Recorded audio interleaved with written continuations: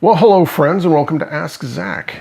Today we're going to talk about the Hardtail Stratocaster. So today I'm lucky enough to have a 57 Hardtail Strat on loan, and there you go. Got to have the proofs in the back. So yeah, we're going to talk about hardtails. What's different about them? Just kind of, we've also got some shipping totals from 54 and 55, so you can kind of see, where the emphasis was at Fender, whether it was on the tremolo or the hardtail ones. We're going to talk about the players that are famous for using the hardtails, and yeah, just I'll talk about this specific 57 that's really cool. It's got some cool things going on with it. All right, before we get started, I just need to thank my Patreon members, and I just appreciate you guys supporting the channel. There's lots of different ways. There's tip jar information. Of course, just liking and subscribing is always helpful. Yeah, and there's a link to Patreon if you'd like to, become a Patreon member. All right. Also, I'm on Instagram, and I do a lot of, additional posting on stuff there. So that's another good place to follow me and see what's going on, especially like gigs and things like that. All right, let's dive in. So, of course, Fender introduces the Stratocaster in 1954, really the summer of 54. And the vibrato, which we're just going to call it tremolo because that's what Fender calls it. So that way I don't keep going back and forth. We're just going to go with tremolo, even though it's a vibrato. So the tremolo system is really part of the guitar and one of its main novel features. So the whole notion of hardtail is not really pushed a whole lot the first year. In fact, and this is information from Richard Smith's book, which is wonderful, and it's my favorite book on Fender guitars. It's called Fender, the Sound Heard Round the World. In that book, he states that Fender sales was shipped out 268 Stratocasters in 1954, and they all had tremolos. Not one hardtail. Now, does that mean that Fender didn't make any hardtail Strats in 1954? No. That means that the exceptionally few hardtail Strats made in 1954 probably went to artists or like custom orders, friends and family, something where it didn't go through a dealer, where somebody came to the factory. And of course, Leo was kind of known to sell stuff, kind of not through Fender sales, which, of course, Don Randall was not real happy about that. But yeah, so if you have a hardtail Strat from 54, that is super duper rare. In 55, that's when you really get the push of the hardtail. And in 55, you have 357 Strats were made with tremolos, and then you have 95 that were made non-tremolo. So you can get, it's not a huge percentage. It's, significant, but not, it's not nowhere near half or anything like that. So they kind of knew that most people were going to want, all the features, all the novel features of the Strat. And, even though the hardtail doesn't have the vibrato, people don't think about the fact that you still got this amazing bridge. I mean, this is an amazing bridge design. I mean, you had this 6-saddle bridge that all the strings were adjustable for intonation and height individually. And that was a big deal. So who cares? If you didn't get the vibrato, you still got this amazing bridge that you were finally able to tune your instrument and intonate it well, which you couldn't do that with the Telecaster because you didn't have individual string adjustment. So this was a huge deal. Another difference between the tremolo version and non-tremolo version was, of course, the price. So a Stratocaster in 1954 with the tremolo was $249, which basically translates to about $3,000 in today's money. Of course, I'm talking in 2024 money. The non-tremolo version was $229, so $20 less in 1954 money, which translates to about $300. So basically you saved $300 in today's money to get the hardtail model, which of course meant that they didn't have to route as much, and you just had this easier to install bridge tailpiece. You gave up the decal, that said with synchronized tremolo underneath here. Just a quick aside, this has an additional decal on here that was put on by one of the former Rolling Stones techs. He put this tumbling dice on there on this guitar. But yeah, of course, you don't have the routing on the back. You have string ferrules here instead of the chamber. You don't have the springs, you don't have the claw, you don't have the big inertia block. And so all of those things make for a different sounding kind of Strat. So, when you have the tremolo version, it's got a certain ping and a certain air to the note. And that comes from the big inertia block.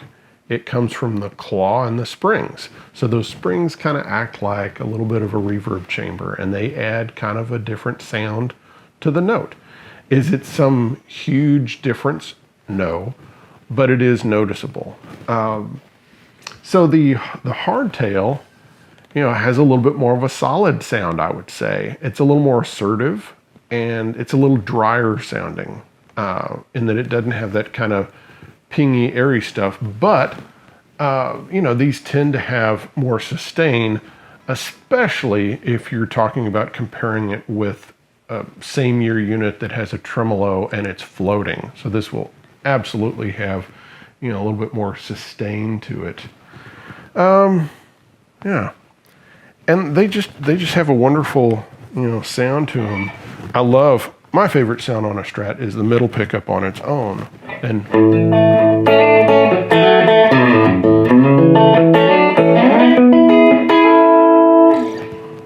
kind of the thing I was playing in the intro.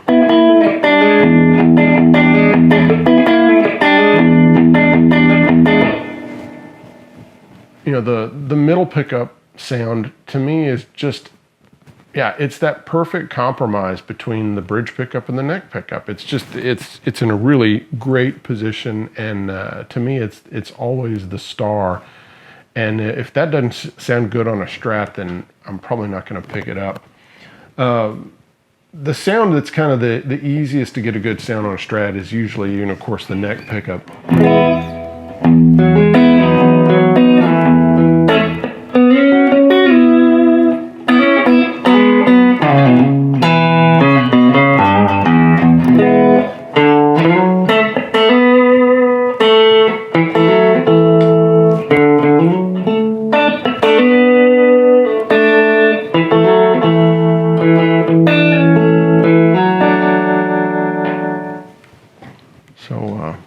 Yeah, and then of course you got the combination sound.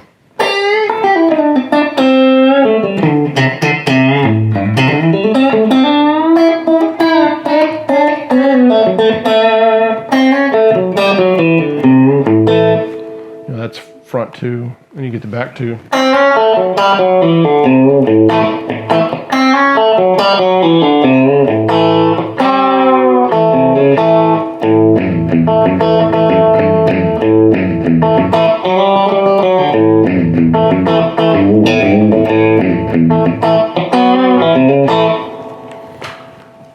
And of course the bridge, which on a hardtail you get a little better bridge sound because it's just a little more solid. It's got a little more beef to it than the tremolo version, and so you get a little bit more of the Telecaster thing. Of course, it doesn't have a bottom plate. It's not mounted in the bent metal bridge that a Tele has, but it's still a really good sound. And that's where you get one of the, and I need to turn the reverb off for this. And now I'll do my best Nile Rodgers, because that's one of the main hardtail guys. There's not a ton of hardtail players. And so really, I think probably one of the most recorded would be Nile Rodgers. And that's just because of all the hits that he's played on with, of course, his guitar that Fender has made a signature model called the Hitmaker. And that, of course, is a late 50s hardtail that's blonde, and he's changed out the pick guard, and it's got some cool knobs on it. And, you get that kind of...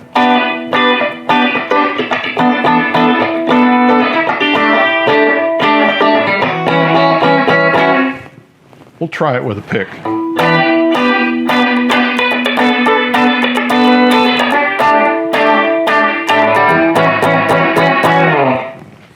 Yeah, but it's got to be dry. I'm gonna turn the reverb back on. But the other kind of famous cat for playing a hardtail is Ronnie Wood, who has used a 55 hardtail for years with the Stones. It's been, one of his main guitars, and he's always done great things with that.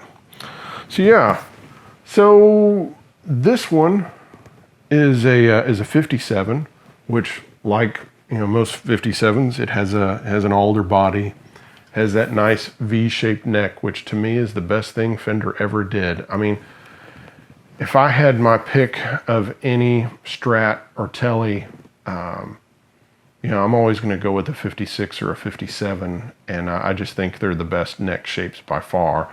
I love a black guard, and there are some 54s and different, there's V-necks kind of through the years but they're not kind of as constant as they are in 56 and 57. But this one has that great V-neck on it, and this is a body refin. So who knows what color it was initially, but this is they did a really nice job on it. Yeah, it's kind of got the right wear on it and everything. So it's got some strap locks that have been put on here because this is used live and such, and some other little things. It's got a refret on it to make it a little more friendly to play, which I'm a big fan of that. I do not like vintage little frets. I mean, yeah, that's why I would never buy anything that's mint condition, because I'm always going to want to put bigger frets in an old Fender, because those little frets are just really hard to play on unless you put James Burton strings on them. But yeah, these are really, really great guitars that are kind of sleepers, and also they're rarer, and you just don't have that many famous users of them, which is part of what drives things. And so if you think about a lot of guys that don't use a tremolo, like Clapton, well, his has a vibrato, but it's blocked off. Or even like Ry Cooder, he has those two Strats that he played for a long time. Well, they were both tremolo models that, of course, one of them he did all sorts of crazy stuff too. Well, both of them he did crazy stuff too. But his main slide Sunburst one, it's got a regular vibrato on it, but he just doesn't use it. I'm sure it's, blocked or, all the way up against the body. But yeah, even slide players and guys that don't use the tremolo at all on a Strat, they've, usually have tremolo models. And yeah, I think it's just the rarity of them. This one's really light. They tend to be a little lighter, though I'm kind of, I say that cautiously, because you can get some 70s hardtails that of course weigh a ton, but usually the wood, the more wood that you have on this doesn't kind of push it over like the inertia block does, because that inertia block weighs a lot on a Strat, and it kind of pushes it over. So especially 50s hardtails can be pretty light. They can start getting into the like this one is in the upper 6-pound range, which is, which can be found in 50s and early 60s Strats. All right, guys. Well, I hope you've enjoyed today's episode. I hope that if you have a hardtail Strat, or if there's a famous hardtail Strat player, please, post about it or send me an email with a picture of your hardtail Strat or something. I always appreciate that. So, hope you all have a good week, and we'll see you next time. Bye-bye.